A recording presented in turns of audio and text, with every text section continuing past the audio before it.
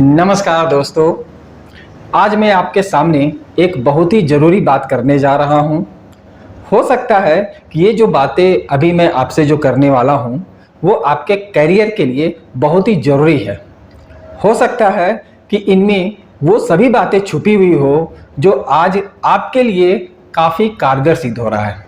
तो दोस्तों, मैं उम्मीद करता हूँ कि आप वीडियो को बिना स्किप किए हुए पूरा देखिए, ताकि जाने अनजाने में ही सही लेकिन आपको वो जानकारी जरूर मिले जिसे मैं आज आपको देने की कोशिश कर रहा हूँ।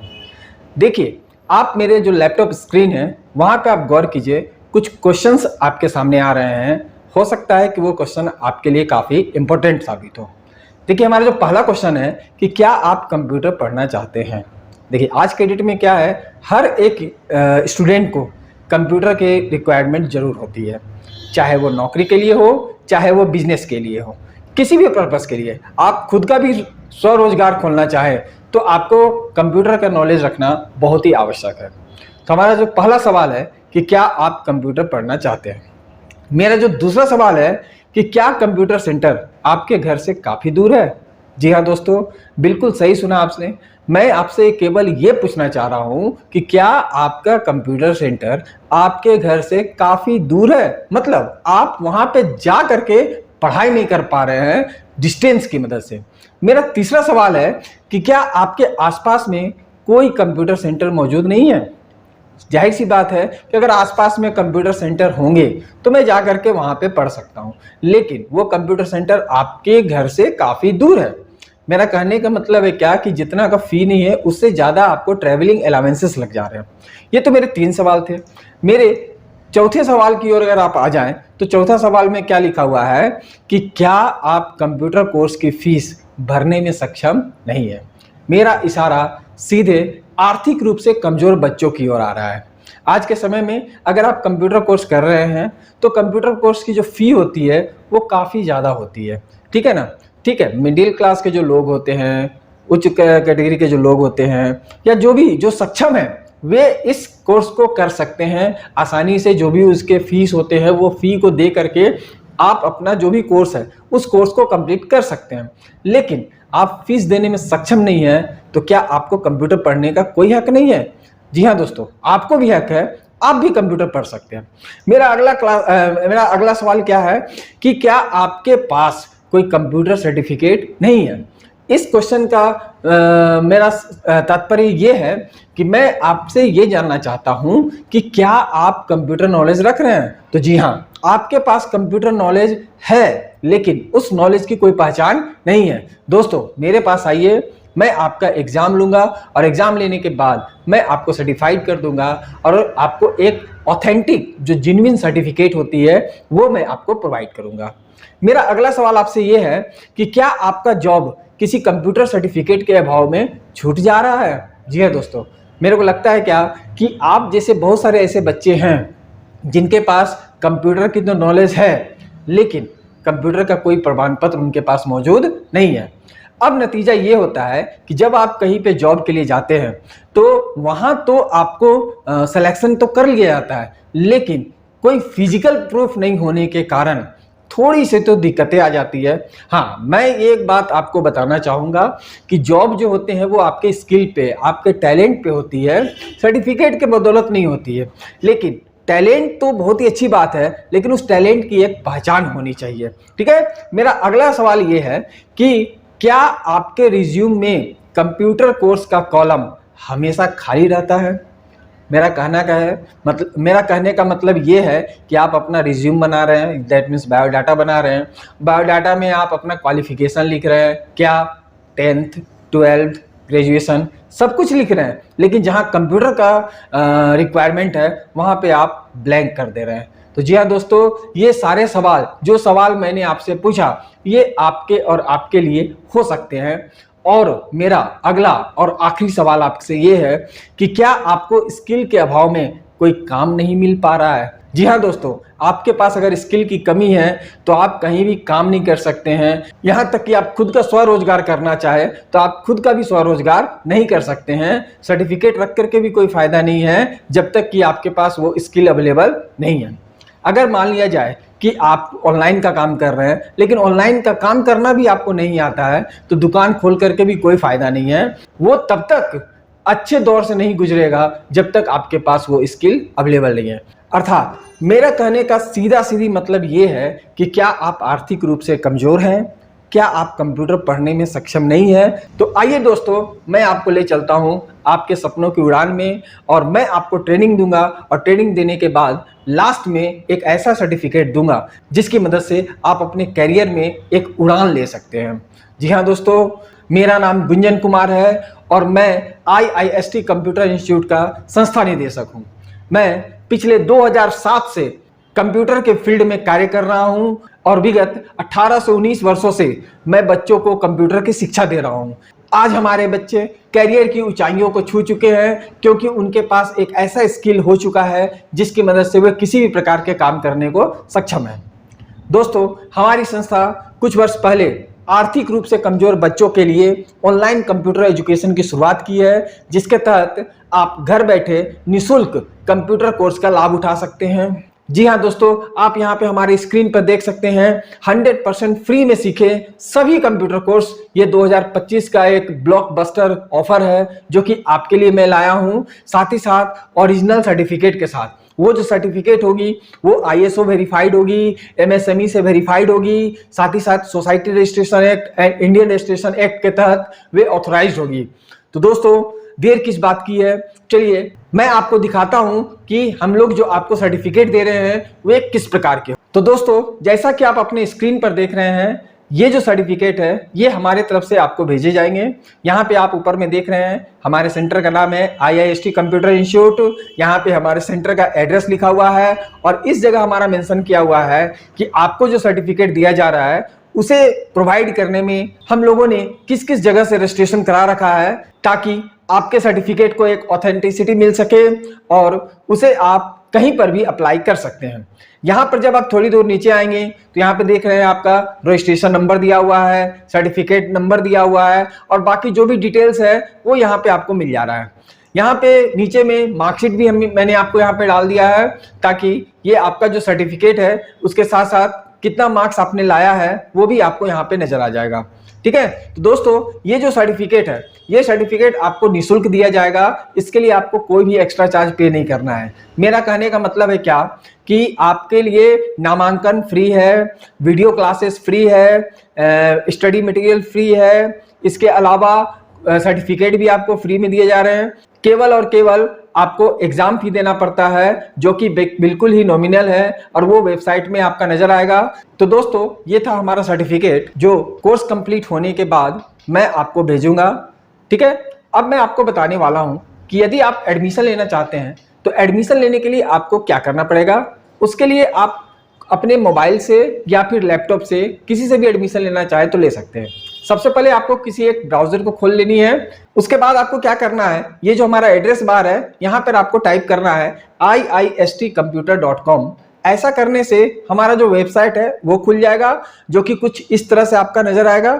यहाँ पर आप स्क्रॉल करके, ठीक है ना, यहाँ पे नीचे जा करके आप देख सकते हैं जितने भी कोर्सेज अभी मौजूद हैं वे सारे कोर्सेज यहाँ पे नजर आ रहे हैं। साथ ही साथ उस कोर्सेज के नीचे देखिए यहाँ पे ड्यूरेशन भी दिया हुआ है। ये 1 मंथ का कोर्स है और इसका गुरु दक्षिणा है 71। दोस्तों, मैंने एग्जाम फी के रूप में गुरु दक्षिणा लिखा है ताकि आपको भी ये समझ में आ जाए कि गुरु का ज्ञान बिना गुरु दक्षिणा के संभव नहीं है। ठीक है दोस्तों, तो आप इनमें से जो भी कोर्स करना चाहें आप उस कोर्स को आसानी से मेरे बताए गए प्रोसेस के अनुसार एडमिशन ले सकते हैं। एडमिशन लेने से पहले मैं एक बात और आपको बताना चाहूंगा कि आप एक साथ एक से अधिक जितना भी कोर्स करना चाहें कर सकते हैं, उसमें किसी भी तरह की कोई परेशानी नहीं होगी। आप जितना भी कोर्स करेंगे हर कोर्स के लिए आपको एक एक करके एडमिशन करना पड़ेगा। ऐसा नहीं है कि आप एक फॉर्म भर दिए और उसी से आपका सारा कोर्स में एडमिशन हो जाएगा, ऐसा बात नहीं है। मेरा कहने का अर्थ यह है कि यदि आप 4 कोर्स करना चाहते हैं तो आपको 4 बार फॉर्म भरना पड़ेगा। अब आप यदि फॉर्म भरना चाहते हैं तो फॉर्म भरने के लिए क्या करना होगा वो देखिए। तो यहाँ पे जब आप थोड़ा सा ऊपर आएंगे तो इस जगह देखेंगे यहाँ पे दिया हुआ है रेड कलर में ऑनलाइन एडमिशन फॉर्म 2025-26। यहाँ पर आपको क्लिक करना है। अब जैसे ही आप यहाँ पे क्लिक करेंगे ऑनलाइन रजिस्ट्रेशन, ये हमारा जो पैनल है वो खुल जाएगा और आप यहाँ पे देख सकते हैं कि ये जो फॉर्म है वो आप ही के अकॉर्डिंग दिया हुआ है।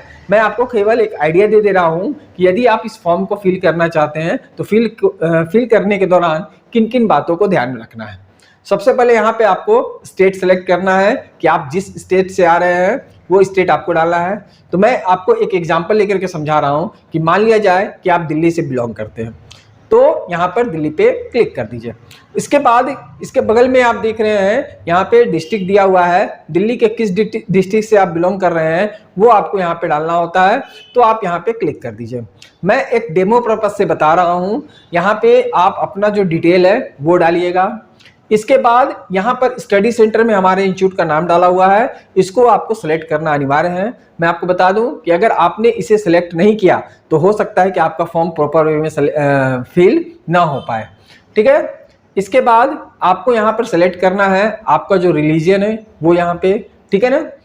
इसके बाद हम लोग आ जाते हैं अगले सेक्शन में, और यहाँ पे आप देख रहे हैं कोर्स कैटेगरी पूछा जा रहा है आपसे। हमने क्या किया है, कुल 6 अलग अलग प्रकार का कोर्स डिजाइन किया है, जहाँ की आप यहाँ पे देख रहे हैं 10 days course, 1 month course, 2 month course, 3 month course, 6 month course and 12 month का कोर्स।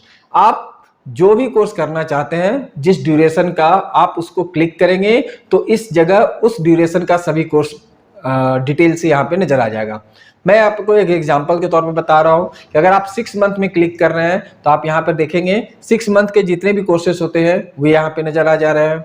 अगर आप यहाँ पे 12 मंथ में क्लिक कर रहे हैं तो 12 मंथ से रिलेटेड जो भी कोर्सेज है वो नजर आ जा रहे हैं। मैं फिर से आपको बता देना चाहूँगा कि आप एक साथ एक से अधिक कोर्स भी करना चाहें तो आप एक से अधिक कोर्स कर सकते हैं। चलो एग्जाम्पल के तौर पर मैं यहाँ पर ADCA को सिलेक्ट करता हूँ। आप अपने अनुसार जो भी कोर्स सेलेक्ट करना चाहें वो कर सकते हैं। इसके बाद यहाँ पे जो सेशन है हमारा करंट सेशन, वो यहाँ पे आपको डालनी होती है। इसके बाद यहाँ जो भी फॉर्म है इस फॉर्म को आपको फिल करना पड़ता है। तो चलिए मैं फटाफट फॉर्म को फिल करके आगे बढ़ जाता हूँ। तो दोस्तों मैं फटाफट फॉर्म को फिल करके आगे आ गया हूँ। अभी आप यहाँ पर देखेंगे वेरिफिकेशन कोड डाला हुआ है। यहाँ पे ये जो दिया गया है ये आपका वेरिफिकेशन कोड है। इस वेरिफिकेशन कोड को यहाँ पे टाइप कर दीजिए। तो देखिए यहाँ पे दिया हुआ है 21916, तो वो मैंने यहाँ पे डाल दिया। देन यहाँ पे क्लिक करना है आपको रजिस्टर मी बटन पे। रजिस्टर मी पे क्लिक करेंगे, देन आपका एक नेक्स्ट पैनल खुल जाएगा, थैंक्स फॉर ज्वाइनिंग अस। और यहाँ पे आपको फिर से एक वेरिफिकेशन नंबर डालना है जो कि यहाँ पे ऊपर में दिया हुआ है रेड कलर से 60757, ठीक है। आपके केस में हो सकता है ये कुछ और आ जाए। उसके बाद यहाँ पर वेरीफाई में क्लिक कर देना है। अब आप जैसे ही वेरीफाई में क्लिक करेंगे तो आपका यूजर आईडी और पासवर्ड यहाँ पे आपका शो करेगा। मतलब आप जिस कोर्स में एडमिशन कर रहे हैं वो कोर्स का डिटेल यहाँ पे आ जाएगा। मीन्स देखिए ये आपका नाम यहाँ पे शो करेगा, और ये जो है ये आपका है रजिस्ट्रेशन नंबर। मतलब जब आप एडमिशन के बाद पढ़ाई स्टार्ट करेंगे तो आपको लॉगिन करना पड़ेगा। लॉगिन करने के लिए आपको रजिस्ट्रेशन नंबर डालना पड़ेगा। तो ये जो अभी मैं हाईलाइट कर रहा हूँ ये आपका रजिस्ट्रेशन नंबर है, और ये जो मैं हाईलाइट कर रहा हूँ 60757, आपके केस में हो सकता है कि कुछ अलग आ जाए, तो ये आपका पासवर्ड है। इसके अलावा यहाँ पर जो डिटेल्स है वो सारा डिटेल्स आपका नजर आ रहा है। नेक्स्ट स्टेप आपको क्या करना है, प्रोसेस टू नेक्स्ट में क्लिक कर देना है।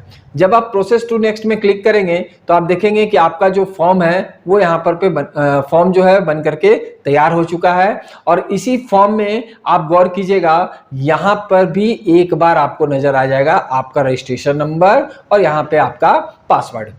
तो मेरा कहने का अर्थ है क्या कि दो जगह आपका रजिस्ट्रेशन नंबर और पासवर्ड मिल जा रहा है। आप दोनों में से दोनों का स्क्रीनशॉट लेकर के रख लीजिए, ताकि फ्यूचर में जब भी आप आगे कुछ कोर्स वगैरह लॉगिन करना चाहते हैं तो जब तक आपका रजिस्ट्रेशन नंबर और पासवर्ड नहीं रहेगा तब तक आप वहां पे लॉगिन नहीं कर सकते। मतलब यह रजिस्ट्रेशन नंबर और पासवर्ड आपको लाइफ टाइम तक याद रखना है। तो दोस्तों ये तो आपका एडमिशन हो चुका है, और एडमिशन होने के बाद आपका रजिस्ट्रेशन नंबर और पासवर्ड भी आपको मिल चुका है। अब मैं आपको बताने वाला हूं कि इसके बाद आपको क्या करना है। तो इसके लिए क्या करना है, आपको फिर से हमारे वेबसाइट को खोल लेनी है। वेबसाइट को जब आप खोलेंगे तो यहाँ पर आप कॉर्नर में देख रहे हैं स्टूडेंट लॉगिन नजर आ रहा है। इस स्टूडेंट लॉगिन में आपको क्लिक करना है। क्लिक करने के बाद स्टूडेंट लॉगिन का जो पैनल है वो यहाँ पे खुलेगा। यहाँ पे जब आप थोड़ा सा नीचे आएंगे तो यहाँ पे आपको लेना है रजिस्ट्रेशन नंबर और यहाँ पे आपको देना है पासवर्ड। ये वही रजिस्ट्रेशन नंबर और पासवर्ड है जो अभी अभी आपको फॉर्म भरने के दौरान मिला था। बाय द वे आपका रजिस्ट्रेशन नंबर और पासवर्ड आपसे गुम हो चुका है या आप किसी कारणवश उसको खोज नहीं पा रहे हैं, तो आप मुझे व्हाट्सअप कीजिए, मैं आपको आपका रजिस्ट्रेशन नंबर और पासवर्ड भेज दूंगा। तो चलिए मैं वो रजिस्ट्रेशन नंबर और पासवर्ड यहाँ पे डाल करके लॉग इन कर रहा हूँ, ठीक है ना। मैं आपको बता दूं कि एकदम सेम यही प्रोसेस आपको फॉलो करना है, इसके अलावा कोई भी अलग प्रोसेस नहीं है, ठीक है। तो चलिए मैं यहाँ पे आपका जो रजिस्ट्रेशन नंबर और पासवर्ड है वो मैं यहाँ पे डाल दे रहा हूँ और डालने के बाद यहाँ पर सबमिट कर दे रहा हूँ। जैसे ही आप सबमिट करेंगे आपका लॉगिन तो जरूर हो जाएगा, लेकिन यहाँ पे आपका क्या लिखा हुआ है, स्कैन एंड पे रिलेटेड एग्जाम फी ब्रैकेट में गुरु दक्षिणा टू एक्टिवेट योर आईडी। मतलब यहाँ पर आपका आईडी तो खुल चुका है परंतु वह अभी एक्टिव नहीं है, मींस डीएक्टिवेट है। ये कब एक्टिव होगा, तो जब आप अपना एग्जाम फी पे करेंगे तब मैं यहां से इसको एक्टिवेट करूंगा। तो आपको क्या करना है कि यहां इस क्यूआर कोड को, ठीक है ना, इस क्यूआर कोड को स्कैन करना है और स्कैन करने के बाद जिस कोर्स में आपने एडमिशन ले रखा है उस कोर्स का एग्जाम फी आपको पे करना होता है।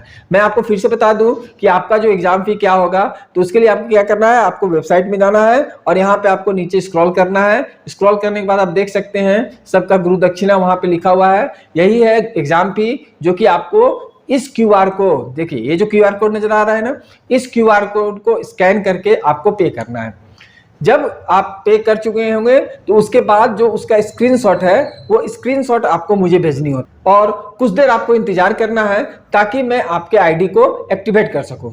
मैं आपको बता दूं कि पेमेंट करने के बाद कृपया आप अपना एक फोटो जरूर भेजें ताकि मैं आपको आपका एडमिशन फॉर्म, आपका आईडी कार्ड और आपका एडमिट कार्ड तीनों बना करके आपको भेज दूं, ताकि आपको यह पता चल जाए कि आपका क्लास कब होना है, कैसे होना है, कहां से होना है और एग्जाम कहां से होना है, कैसे होगा, वो सारा चीज आपको मैं शुरू में ही आपको इंफॉर्मेशन दे दूंगा ताकि आपको किसी भी तरह की परेशानी नहीं होगी, ठीक है ना। तो अब यहाँ पे सवाल ये उठता है कि ये क्यूआर कोड को हटाना है तो कैसे हटाना है, तो वो मैं आपको पहले बता चुका हूं कि आपको एग्जाम फी को पे करना है, देन आपका क्यूआर कोड यहां से हट जाएगा। चलिए अब मैं आपको बताने वाला हूं कि यदि आपने एग्जाम फी पे कर दिया है तो उसके बाद आपको फिर क्या करना है। तो दोस्तों आपको फिर से लॉगिन करना है, ठीक है ना। तो लॉगिन करने के लिए आपको यहाँ पे अपना फिर से आईडी और पासवर्ड जो है वो आईडी पासवर्ड यहाँ पे डालना है और उसके बाद यहाँ से आपको सबमिट बटन पे क्लिक करना है। तो जैसे ही आप सबमिट बटन पे क्लिक करेंगे अब आप देख सकते हैं कि आपका आईडी एक्टिवेट हो चुका है और यहाँ पर जितने भी डिटेल्स है वो आपका यहाँ पे शो कर रहा है, ठीक है। चलिए मैं यहाँ पे आपको एक रफली आइडिया दे देता हूँ कि कहाँ पे आपको क्या चीज मिलेगा, ठीक है। तो देखिए यहाँ पर जो है ये कॉर्नर में यहाँ पर आपका प्रोफाइल नजर आ रहा है, जहाँ पे आप यहाँ पे क्लिक करके आप अपना जो प्रोफाइल है वो आप देख सकते हैं। दूसरी बात है यहाँ पर अगर आप अपना पासवर्ड चेंज करना चाहें तो आप यहाँ से अपना पासवर्ड भी चेंज कर सकते हैं। और ये जो बीच वाला जो है बटन ये है साइन आउट का बटन, मतलब अगर आप बाहर निकलना चाहते हैं तो जैसे आपने अभी सबमिट किया है आप यहाँ से साइन आउट करके बाहर निकल सकते हैं। ये जो डैशबोर्ड वाला सेक्शन है, डैशबोर्ड वाले सेक्शन में यहाँ पे आपका 3 बटन दिए गए हैं। सबसे पहला जो बटन है ये है स्टडी मटेरियल का, जहाँ पे आप क्लिक करके, ठीक है ना, जो भी स्टडी मटेरियल्स है वो आप यहाँ पे देख सकते हैं। मैं आपको बता दूं कि इस स्टडी मटेरियल को आप देख भी सकते हैं, डाउनलोड भी कर सकते हैं और प्रिंट भी कर सकते हैं, ताकि आपका एक बुक के जैसा ये बन जाएगा। उसके लिए आपको क्या करना है, जैसे कि आपको यहाँ पे एग्जाम्पल के तौर पे कोरल ड्रॉ का नोट्स देखना है तो यहाँ पे देखिए दाहिना साइड में यहाँ पे दिया हुआ है सी फाइल, ठीक है। यहाँ पे आप जैसे ही आप इसको क्लिक कर देते हैं तो आप देखेंगे कि यहाँ पर कोरल ड्रॉ से रिलेटेड जो भी नोट्स है वो नोट्स आपका यहाँ पे नजर आ जा रहा है, ठीक है। तो इस तरह से जो फर्स्ट वाला हमारा जो सेक्शन है ये था हमारा स्टडी मटेरियल का सेक्शन।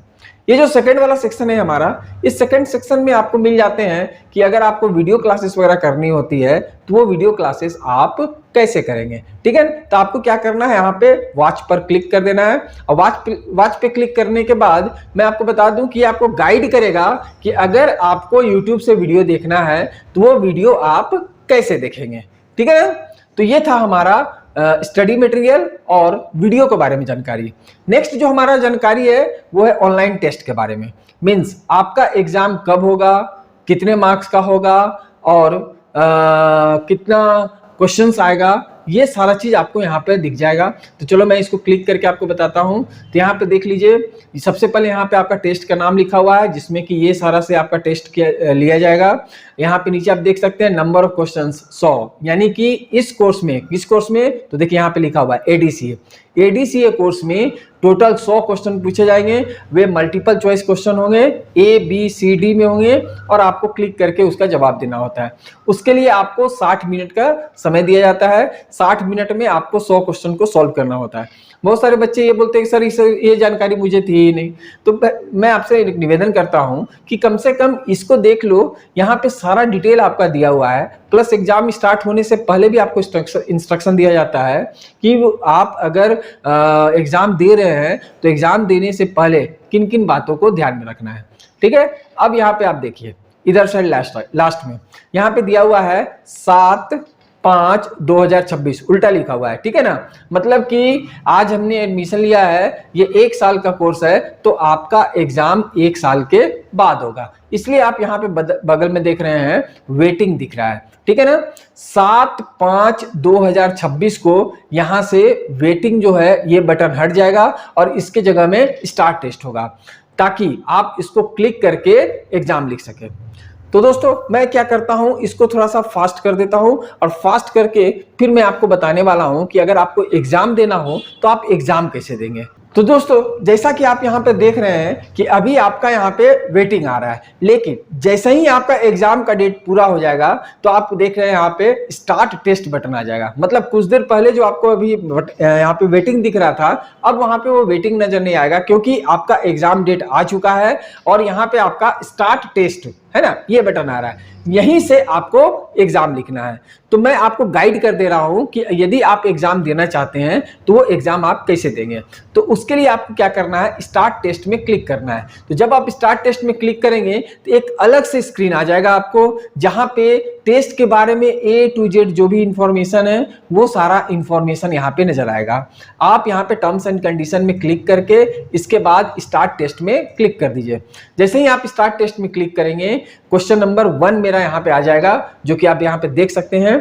ठीक है, अब मैं आपको यहाँ पे ये बात बताना चाहूंगा। देखिए यहाँ पे ऊपर में यहाँ पे आप देख रहे हैं टाइमर चल रहा है, वही जो मैंने आपको बताया कि जितने देर का आपका एग्जाम होगा, मतलब जितना मिनट का एग्जाम होगा उतना मिनट के अंदर आपको सारा क्वेश्चंस को सॉल्व कर लेना होता है। ठीक है ना, थोड़ा सा आप अपने टाइम को मेंटेन करके रखिए ताकि आपसे किसी भी प्रकार का क्वेश्चन टाइम की वजह से ना छूटे।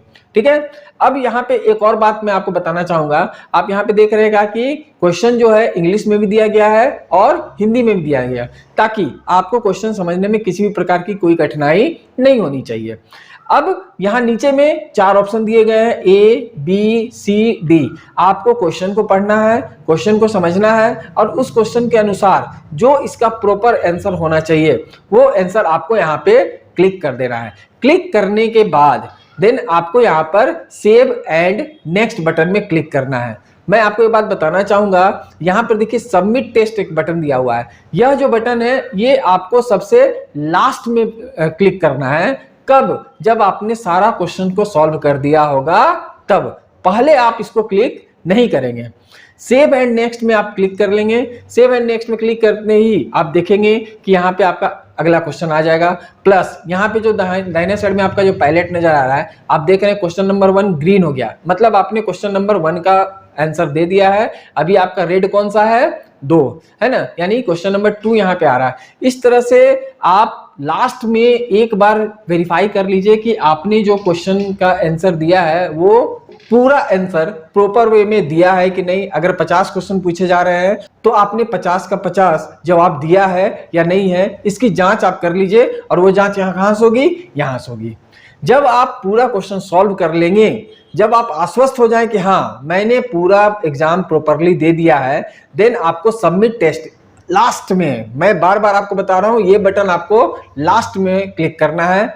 सबमिट टेस्ट में क्लिक करके उसके बाद ओके कर देंगे। ठीक है ना, ओके करने के बाद देखिए यहाँ पे मैसेज आ गया, थैंक्स फॉर कंप्लीट एग्जामिनेशन। इसके बाद आपको डन में क्लिक करना है। डन में जैसे ही आप क्लिक करेंगे यहाँ पे आपका एग्जाम कंप्लीट का मैसेज आ जाएगा। दोस्तों मैं यहाँ पे एक बात बताना चाहूंगा कि ये एक सेकंड स्क्रीन है, आपको इस स्क्रीन को यहां से क्लोज कर लेना है और आपका जो ओरिजिनल स्क्रीन है यहां पर अभी भी स्टार्ट टेस्ट नजर आ रहा है। इसका मतलब आपको 2 बार एग्जाम नहीं देना है, ठीक है ना। मैं कई बच्चों को देखता हूं कि स्टार्ट टेस्ट अभी भी स्टार्ट टेस्ट दिख रहा है, नतीजा वे फिर से एग्जाम दे देते हैं। आपको केवल और केवल एक मौका मिलेगा एग्जाम लिखने का। अगर आप एग्जाम प्रॉपर वे में नहीं लिखेंगे तो आपको फिर से फॉर्म भर के फिर से एग्जाम देना पड़ेगा। आपको यहां पे क्या करना है मैं बता दे रहा हूं। जब आपको लगे कि मैंने एग्जाम दे दिया है तो उस केस में आप इसको रिफ्रेश कीजिए, ठीक है ना। यहां से रिफ्रेश में क्लिक कर दीजिए और आप यहां पे गौर कर दीजिए कंप्लीट आ गया है, ठीक है ना। कंप्लीट यहां पे लिखा गया मींस आपका एग्जाम कंप्लीट हो गया। अब मैं आपको बताने वाला हूं कि एग्जाम कंप्लीट होने के बाद आपको जो सर्टिफिकेट मिलेगा वो कैसा मिलेगा। मतलब कि सीधा सीधी मैं ये बताना चाह रहा हूं कि आप मार्क्स देखना चाहते हैं तो वो कैसे देखेंगे। तो उसके लिए आप देखिए यहाँ पे रिजल्ट वाले सेक्शन में आ जाइए। जब आप रिजल्ट वाले सेक्शन में आएंगे तो यहाँ पर देखिए आपका सारा डिटेल नजर आ रहा है। हाँ, ये हंसने वाली बात है कि मैं फेल हो चुका हूँ। क्यों? क्योंकि मैं आपको समझाने के लिए केवल एक क्वेश्चन का जवाब दिया हूँ। तो यहाँ पे देखिए यहाँ पे क्या दिया हुआ है कि आपने इतना डेट को एग्जाम लिखा है, इतना टाइम में एग्जाम लिखा हुआ है, इस टेस्ट को आपने कंप्लीट किया है जिसमें 100 क्वेश्चन पूछे जाने वाले हैं, पूछे गए थे। आपने अटेम्प्ट किया केवल एक क्वेश्चन को और 99 क्वेश्चन आपने लीव है ना छोड़ दिया है। जो आपने एक क्वेश्चन का जवाब दिया था वो सही है, लेकिन उसके बावजूद आप फेल है। क्यों? क्योंकि आपका टोटल मार्क्स है ये। अभी क्या है, इधर आप देख रहे हो यहाँ पे आपका मार्कशीट बना हुआ है, ठीक है ना। तो आपको क्या करना है, इस मार्कशीट पे क्लिक करना है। मार्कशीट पे क्लिक करने के बाद आप देख सकते हैं कि जो आपको सर्टिफिकेट मैं भेजने वाला हूं वो किस तरह का होगा। एक बात यहाँ पे मैं फिर से आपको बताना चाहूंगा कि ये जो आपका है वो सैंपल है, ये सर्टिफिकेट नहीं है। आप जैसे ही एग्जाम कंप्लीट करेंगे, ठीक है, एग्जाम कंप्लीट करने के तुरंत बाद आप मुझे व्हाट्सएप कर दीजिए कि सर मेरा एग्जाम कंप्लीट हो चुका है। मैं क्या करूंगा कि थोड़ी देर में ही आपका जो रियल सर्टिफिकेट है उसे जनरेट करके आपको व्हाट्सएप कर दूंगा। आप किसी कैफे वगैरह से या फिर आपके घर में अगर प्रिंटर वगैरह है तो प्रिंटर से प्रिंट निकाल करके और फिर आप कहीं पर भी इसको अप्लाई कर सकते हैं। तो ये था सारा प्रोसेस कि आपको एडमिशन कैसे लेना है ना, पढ़ाई कैसे करना है, वीडियो कैसे देखना है, साथ ही साथ एग्जाम कैसे देना है और एग्जाम देने के बाद रिजल्ट कैसे देखना है। ये सारी प्रक्रियाओं को मैंने आपको डिटेल में विस्तार पूर्वक समझाने की कोशिश की है। दोस्तों उम्मीद करता हूं कि जो भी जानकारी मैंने आपको दी है इससे आपको यह पूरी तरह से क्लियर हो गया होगा कि आखिर इस योजना से आप अपना लाभ कैसे उठा सकते हैं। मतलब साफ है कि मैंने यह योजना आर्थिक रूप से कमजोर बच्चों के लिए बनाया है ताकि उन्हें भी हक है कंप्यूटर पढ़ने का। हमें, आपको और सभी को मालूम है कंप्यूटर की शिक्षा सबकी इच्छा। हर घर में कंप्यूटर का अलग जगह है। यहाँ तक कि आपको ये भी मालूम है कि आज के डेट में डिजिटल इंडिया का प्रचलन चला हुआ है। अगर आप आईटी क्षेत्र में अपना कैरियर ढूंढ रहे हैं तो आप सही फैसला लिए हैं और आपको आगे चल करके काफी मदद भी मिल सकता है। तो दोस्तों मिलता हूं एक नए वीडियो में एक नए टॉपिक के साथ। मैं गुंजन आपसे अनुमति लेना चाहूंगा। जय हिंद, जय भारत, नमस्कार।